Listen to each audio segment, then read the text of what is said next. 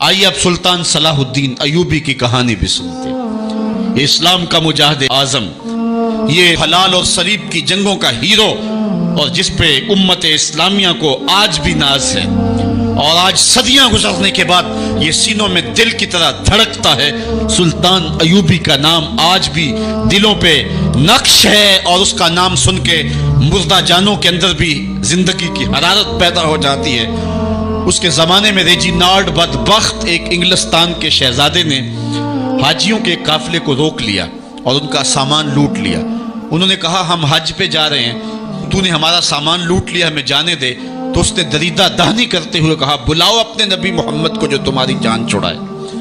بس سلطان صلاح الدین ایوبی تک یہ بات پہنچی تو میں نے تاریخ میں پڑھا کہ وہ دانت پیستا تھا، اس کی آنکھوں میں خون اتر آیا اور اس میں کھڑے کھڑے قسم کھائی کہ جب تک اس ظالم کو کیفر کردار تک نہیں پہنچاؤں گا چین کی نیند نہیں سوؤں گا۔ پھر پونے دو سال کا عرصہ آپ سلطان صلاح الدین ایوبی کی زندگی دیکھ کے جنگی مہموں کو ترتیب دیتا رہا، دن رات اس نے ایک کر دی، نیند قریب نہ آنے دی۔ جب نیند بہت زیادہ تنگ کر دی تو پھر وہ خیمے کی چوب کے ساتھ ٹیک لگا کے کھڑے ہو کر کے اپنی آنکھوں کی آگ بجھا لیتا، اور پونے دو سال کا عرصہ اس نے چارپائی پہ لیٹ کے نہیں دیکھا۔ پھر وہ لمحے آئے کہ اللہ نے اس کی مراد پوری کی۔ انگلستان کے شہزادے لائن میں کھڑے تھے، اس نے شاہ گاما کو اپنی کرسی دی اور ساتھ کہا ہم جس کو کرسی دیتے اسے امان دیتے۔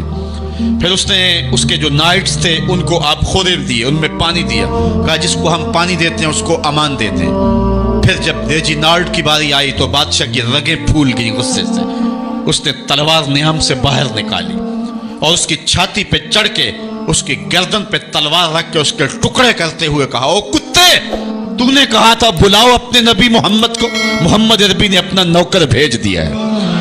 اور اس طرح اس ریجینالڈ کتے کے دو ٹکڑے کر کے رکھ دیے۔ یہ ہماری تاریخ ہے، یہ روشن تاریخ ہے۔ ہمارے اسلاف، ہمارے بزرگ اس دور کے شہنشاہ، اس دور کے بادشاہ اتنی جرأت اور اتنی عظیمت رکھا کرتے تھے، اور آج ہماری کمزوریاں نے دشمنوں کو دلیر کر دیے۔ کبھی ایسا بھی اندھیر آیا تھا کہ سرے عام یوں توہین اور تنقیص ہوتی ہو پیغمبر حسن اور پیغمبر جمال کی، اور پھر 1.40 کروڑ انسان دنیا کے اوپر بستے ہوں۔ یہ بھی زمانے نے دن دیکھنے تھے تو امت مسلمہ کی موت واقع ہو جائے اگر حضور علیہ السلام کی توہین باقی رہتی ہے۔ اس لیے امت کو پوری قوت کے ساتھ کھڑا ہونا ہے اور اپنے نبی علیہ السلام کی توہین کا بدلہ لینا ہے، اور یہ ممکن نہیں ہے جب تک جو ہے وہ ہم پوری دنیا کے اوپر غالب نہ ہوں۔ اللہ تعالیٰ امت کو وہ دن نصیب فرمائے کہ امت کا غلبہ اللہ تعالیٰ نصیب فرمائے۔ اس وقت ہمارا المیہ یہ ہے کہ ہمارے پاس عالم لیڈر کوئی نہیں ہے، عوام کے جذبے یقیناً دیکھنے کے۔ سیریا کے بچوں کو میں نے دیکھا کہ وہ چھوٹے چھوٹے بچے، انہوں نے ہاتھوں میں کتبہ پکڑا ہوا ہے، اور میں اس منظر کو دیکھ کر کے کتنی دیر تک سکتے میں رہا۔ اس کے اوپر لکھا ہوا تھا اقتلونا ولا تسبوا لنبینا، ہمارے ٹکڑے کر دو لیکن ہمارے نبی کو گالی نہ دو۔ ان بچوں کے درد کی کہانی کلیجے چیر رہی تھی۔ یہ محبتوں کا عالم، وہ اقبال نے کہا تھا چمن میں رخت گل شبنم سے تر ہے، چمن میں رخت گل شبنم سے تر ہے، سمن ہے سبزہ ہے باد سحر ہے، مگر ہنگامہ ہو سکتا نہیں گرم، یہاں کا لالا بے سوزے جگر ہے۔ اس وقت امت بے امام ہے، امت کے پاس جو ہے وہ کوئی ایسا شخص نہیں ہے جو امت کی رہنمائی کرے۔ ملک بھی خالی ہیں اور عالمی لیول پہ بھی ہم کسی امام سے محروم ہیں۔ اللہ نے وہ دن نصیب کرنے ہیں، ہم صفے سیدھی کریں، بس ہمارا کام اتنا ہے۔ صفے سیدھی کریں گے تو امام بھی اللہ بھیج ہی دے گا، اور وہ وقت آئے گا کہ اس کے جھنڈے نیچے ہم کھڑے ہوں گے۔ اور ہم نے تاریخ میں پڑھا ہے، کتب صحاح میں موجود ہے، بخاری اور باقی کتابیں اٹھائیں، ہمیں اس وقت کی بشارت دی گئی ہے کہ جب اساکر اسلام ترتیب پائیں گے اور پھر امام بھی آ جائے گا، اور پھر امت مسلمہ وہ بانک پن پائے گی کہ صحیح حدیث میں آتا ہے کہ اگر کوئی یہودی کسی پتھر کے پیچھے یا درخت کے پیچھے چھپ کر کے پناہ مانگنا چاہے گا تو وہ پتھر مسلمانوں مجاہدوں کو بول کر کے کہے گا ادھر آ، یہ ظالم میرے پیچھے چھپا ہوا ہے۔ وہ دن بھی اللہ تعالیٰ نے ہمیں دکھانے ہیں، اور پوری امت کے اوپر جھنڈا جھولے گا تو آمنہ کے لال کا ہی جھولے گا انشاءاللہ۔ آ ملیں گے سینہ چاکانے چمن سے سینہ چاک، بس میں گل کی ہم نفس باد صبا ہو جائے گی، شبنم افشانی پیدا کرے گی میری سوز و ساز، اس چمن کی ہر کلی درداشت نہ ہو جائے گی، آسمان سحر کے نور سے ہوگا آئینہ پوش، ظلمت رات کی سیما پا ہو جائے گی، شب گریزاں ہوگی آخر جلوہ خورشید سے، یہ چمن معمور ہوگا نغمہ توحید سے۔ وہ وقت انشاءاللہ آنے والا ہے، بس ہمارا کام صفیں سیدھی کرنی ہے اور صفوں کو ترتیب دینا ہے، اپنے جذبوں کو مرنے نہیں دینا ہے، اور یہ جذبے اپنی نسلوں میں بھی منتقل کرنے ہیں، اور اپنی نسلوں کو بٹھا کر کے حضور کی عظمت کی کہانی پڑھا کے جانا ہے آپ نے۔ میں نے سیریا کے ان بچوں کو دیکھا تو میں اپنے بچوں کو بٹھا لیا، میں نے کہا بیٹے پوری دنیا کے اوپر حضور کی ناموس پہ حملہ ہے، بتاؤ ہم کیا کریں گے؟ تو میرا 5 سال کا بچہ ہے، مجھے حمزہ کہنے لگا کہ ابو یہ جو تلوار آپ نے لٹکا کے رکھی ہے بیٹھک میں، اس کے میں پیچ خود کھول سکتا ہوں اور یہ میرے ہاتھ میں دے، ان ظالموں کو میں کاٹوں گا۔ میں نے کہا بیٹے مجھے یہی تجھ سے توقع تھی، اس لیے کہ تیرے جسم کے اندر خواجہ دین محمد مصطفیٰ کی غیرت کا خون دوڑ رہا ہے، اور انشاءاللہ یہ ہماری نسلیں اٹھیں گی اور اسلام کے غلبے کا خواب ہم شرمندہ تعبیر کریں گے انشاءاللہ۔ تو اپنے بچوں کو بٹھائیں اور ان کو بتائیں اور ان کو حب رسول کے جام پلائیں، ان کے اندر محبت رسول انڈھیل دیں اور ان کے سینے کے اندر یہ حرارت پیدا کر دیں، اور وہ امت کے لیے اور نام محمد کے لیے ہر قربانی دینے کے لیے آمادہ ہو جائیں۔ انشاءاللہ وہ وقت دور نہیں ہے جب پوری دنیا کے اوپر اسلام کا جھنڈا جھولتا ہوا نظر آئے گا۔ ہم نے اپنے جذبوں کو ہر صورت بیدار رکھنا ہے، اور اگر انہوں نے توہین کی زبان کھولی ہے تو کروڑوں انسان حضور کی مدح میں زبانیں کھول لیں، صبح و شام وظیفہ درود و سلام کا لبوں پہ جاری کر لیں اور حضور کے نام کا جھنڈا اٹھائیں۔ یہ گلیوں میں، یہ چوکوں میں، یہ بازاروں میں یہ احتجاج، یہ تو ایک معمولی کیفیت ہے، ہم تو اس سے آگے بھی اگر ہم بے بس ہیں، کر کچھ نہیں سکتے۔ سچی بات ہے، ہمارے اندر جو جذبوں کی کائنات ہے ان کو کچا چبا جائیں کہ جنہوں نے میرے آقا حضور نبی رحمت کی توہین اور تنقیص کی ہے، اس لیے جو ہم سے بن پڑا، جو ہم سے ہو سکا ہم نے وہ ضرور کرنا ہے۔ وہ کیا کہا تھا سودا نے کہ مجنو لیلا سے بازی نہ لے سکا پر سر تو دے سکا، کس منہ سے کرتے ہو دعویٰ عشق سودا، تم سے تو یہ بھی نہ ہو سکا۔ ہم نے دیکھنا ہے کہ ہم کیا کرتے ہیں، اس حوالے سے ہمارے جذبات کیا ہیں۔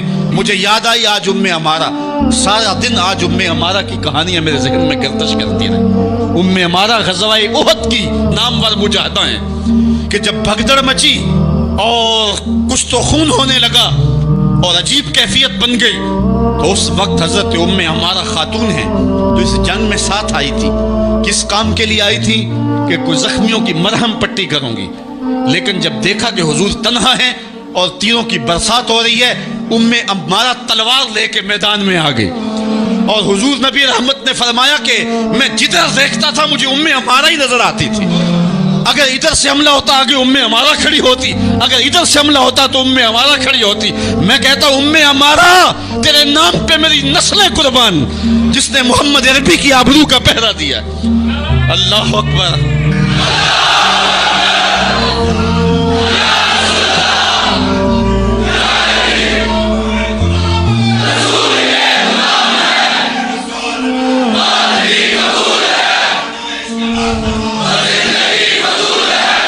تمہارے جذبے سچے ہیں انشاءاللہ، شاید مغرب کو بھول ہو گئی ہے، یہاں ایک ایک بچہ غازی علم الدین ہے، ایک ایک بچہ عمر چیمہ ہے، یہ سعادت مندیوں کا سفر ہے۔ یہ مغرب کو بھول ہو گئی ہے، اس نے کس قوم کو چھیڑا ہے؟ ان کی غیرت مری ہوئی نہیں ہے، انہوں نے کچوکے دیے، زخم دیے، امت کو معاشی بحران میں مبتلا کر دیا۔ روز پیٹرول کے بم ہمارے اوپر گرتے ہیں لیکن ہم کبھی میدان میں نہیں آئے، لیکن سارے معاملات کے اندر ہم کمپرومائز کر سکتے ہیں، کمزوری بھی دکھا سکتے ہیں۔ اگر اس عنوان سے ہم کمزوری دکھائیں ہمارا بچتا ہی کچھ نہیں ہے، ہمارا سب کچھ نام محمد ہے۔ ہم نے ہر دور میں تقدیس رسالت کے لیے وقت کی تیز ہواؤں سے بغاوت کی ہے، چھوڑ کے سلسلہ رسم سیاست کا فسوں بس ایک نام محمد سے محبت کی ہے۔ ہم نے عہد غلامی کرنا ہے حضور علیہ السلام کے نام سے، اور انشاءاللہ یہ ہماری سعادت مندی ہے۔ ورنہ ہم نے وہ زمانہ بھی دیکھا ہے جس زمانے میں کوئی ایسا متنفس نظر نہیں آتا تھا جو حضور کے نام کا جھنڈا اٹھائے۔ یہ تاتاریوں کا دور ہے، جب بغداد کو اجاڑا گیا، امت کے سر کاٹے گئے، اور یہ حال تھا کہ منگول سردار نے کہا کسی مسلمان کا سر لاؤ، اپنے فوجیوں کو کہا نہیں تمہارا سر کاٹ کے لگائیں گے. ایک مینار تعمیر کرنا ہے کھوپڑیوں کا. اور پھر مسلمانوں کا پتہ ڈھونڈتے ہوئے لوگ ہاتھ میں پیسے لے کے گھومتے تھے کہ کسی مسلمان کا پتہ دے دو، اس کا سر کاٹیں ہم. لیکن مسلمان ملتا نہیں تھا، کاٹ دیے گئے. دجلہ 3 دن تک خون بن کے بہتا رہا. یہ ہماری تاریخ ہے بغداد کی. اور پھر دجلہ کا بند توڑ دیا گیا. جو لوگ تہہ خانوں میں چھپے تھے 1.25 لاکھ لاشیں ہم نے وہاں سے پھر نکالی. پھر وہ لمحے آئے کہ کوئی ایسا متنفس نظر نہیں آتا تھا جس کے ہاتھ میں اسلام کا جھنڈا ہو. ایک منگول سردار عیسائی ہو گیا. اس نے ایک عیسائی پادری کو بلایا اور کہا کہ اپنے مذہب کی تبلیغ کر تاکہ کچھ لوگ اور بھی ہمارے ہم نوا ہو جائیں. اس نے قسم پرسی کے سالم میں کہ اب کوئی شخص نہیں ہے جو اسلام کا نام لیوا ہو، تو اپنے خب سے باطنی کا اظہار کر دیا اور پیغمبر حسن و جمال حضور نبی رحمت کی توہین و تنقیص کا آغاز کیا. ابن حجر نے لکھا ہے کہ ایک کتا تھا جو خیمے کی چوب کے ساتھ بندھا ہوا تھا. جب اس نے توہین کا آغاز کیا تو اس نے بھونکنا شروع کر دیا. لوگوں نے کہا کہ یہ کتا تیری توہین کی وجہ سے بھونک رہا ہے. اس نے کہا نہیں ایسی کوئی بات نہیں، یہ کتا نسلی کتا ہے. واقعی وہ نسلی تھا. اور میرا ہاتھ کا اشارہ پا کے غیرت میں آ گیا ہے، کوئی ایسی بات نہیں ہے. اس نے پھر توہین کا آغاز کر دیا. تو ابن حجر نے لکھا ہے کہ اس کتے نے زنجیر تڑوا کر کے اس پادری کے گلے میں جا کے دانت گاڑ دیے اور چھوڑا تب جب اس کو واصل جہنم کر دیا. اس منظر کو دیکھ کے 70,000 اس فوج کے سپاہی اسلام کے دامن میں آ گئے. اقبال نے اسی موقع پہ کہا تھا تو نہ مٹ جائے گا ایران کے مٹ جانے سے، نشائے میں کو غرض نہیں پیمانے سے، ہے عیاں یورش تاتار کے افسانے سے، پاسباں کعبے کو مل گئے صنم خانے سے. اللہ اپنے نبی کی آبرو کی یوں بھی حفاظت کرنا جانتا ہے. کون جانتا تھا کہ عامر چیمہ یہ کام سر انجام دے گا؟ وہ تو ٹیکسٹائل کی ڈگری لینے گیا تھا لیکن غلامی رسول کی سند لے کے پلٹا. میں نے غازی کے جنازے میں شرکت کی ہے. آپ نیٹ پہ جائیں اور وہاں اس کے جنازے کی تصویر دیکھیں یا کہیں تصویر آپ کو میسر ہو. جنازہ لوگوں کی انگلیوں پہ، بھاری تابوت اور اس کے اندر اس کا جسد اطہر، لیکن ہاتھوں پہ نہیں ہے، آپ کو انگلیوں کے پوروں پہ نظر آئے گا. اور ایسے مناظر بھی دیکھنے والوں نے دیکھے کہ رش کی وجہ سے لوگ نیچے سے ہٹ بھی جاتے اور وہ پھر بھی ہواؤں میں تیرتا رہتا. آپ جا کے دیکھ لیں، میں کوئی ہوا میں بات نہیں کر رہا، بالکل انگلیوں کے پورے پہ میں خود شامل تھا. اور میری سمجھ میں اس وقت بات نہیں آتی تھی کہ یہ کیا ماجرا ہے، اتنا بھاری صندوق اور انگلیوں کے پوروں پہ. پھر ایک دن میں حضرت سعد بن معاذ کی کہانیاں پڑھ رہا تھا کہ ان کا جنازہ بڑا ہلکا تھا. تو پوچھا گیا تو فرمایا کہ سعد کے جنازے کو صرف انسان ہی جو ہے وہ کندھا نہیں دے رہے، فرشتے بھی کندھا دے رہے ہیں. غازی کا جنازہ ایسے ہوا میں تیرتا تھا جس طرح پانی پہ کشتی تیرتی ہے. میں نے خود غازی کی قبر کی پائنتی پہ ایک سید زادے کو روتے دیکھا اور وہ کیا رہا تھا، ربا میں تینوں یہ نہیں کہندا مینوں عامر چیمہ بنا دے، میں کہنا ہے قدمہ دی مٹی ہی بنا دے. یہ سعادت مندی کی موت ہے، یہ خوش نصیب لوگوں کی زندگی ہے. اور مسلمان اس کو اعزاز سمجھتا ہے. اس پورے حال میں کوئی ایک شخص بھی نہیں ہوگا کہ جس کے دل میں یہ آرزو نہ ہو کہ میں حضور کے نام پہ قربان ہو جاؤں. ایک ایک شخص کے سینے کے اندر، میں سمجھتا ہوں میرا ہی سینہ ہے لیکن نہیں، ہر شخص کا سینہ یہی ہے اور ہر شخص کے اندر کے جذبات یہ یار یہ دھڑاکے ہے زندگی میں حضور کے بغیر. سب کچھ حضور ہی ہیں اور ہماری زندگی کا سب سے قیمتی اثاثہ حضور کی ذات ستودہ صفات. آپ کو جمعۃ المبارک کو جو کال دی گئی اس میں بھرپور شامل ہوں، جہاں جہاں سے آئے ہیں وہاں جو جلوس ہو بھرپور شامل ہوں، لوگوں کو ترغیب دیں اور اس کو جو ہے وہ بہت بڑے سائز کے اندر جلوسوں کو منعقد کرے تاکہ مغرب کو پیغام جائے کہ یہ تھکے ہوئے، ماندے ہوئے، ہارے ہوئے، یہ جو ہے وہ معاشی بحرانوں کے پسے ہوئے لوگ جب بھی اپنے من کا سودا کرتے ہیں تو بازار مصطفیٰ